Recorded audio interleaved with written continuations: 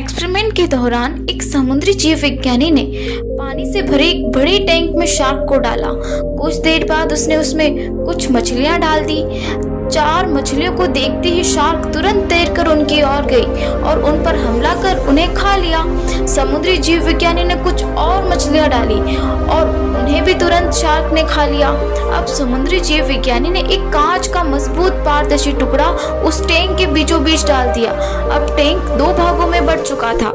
एक भाग में शार्क थी और दूसरे भाग में कुछ मछलियां डाल दी। पारदर्शी कांच के बीच में होने के कारण शार्क मछलियों को देख तो सकती थी लेकिन खा नहीं सकती थी। मछलियों को देख शार्क फिर उस ओर तैरने लगती, लेकिन कांच के बीच में होने के कारण वो उसे टकरा कर नीचे गिर जाती। उसने फिर से कोशिश की लेकिन कांच के टुकड़े के बीच में होने के कारण वो मछलियों तक नहीं पहुंच सकी।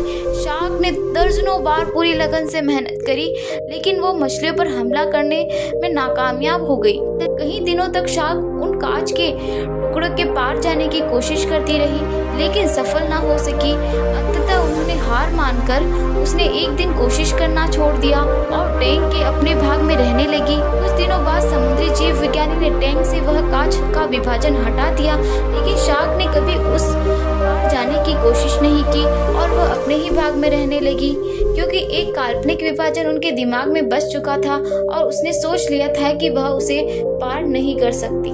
इस कहानी से हमें ये सीख मिलती है मित्रों, जीवन में असफलता का सामना करते करते कई बार हम अंदर से टूट जाते हैं और हार मान लेते हैं।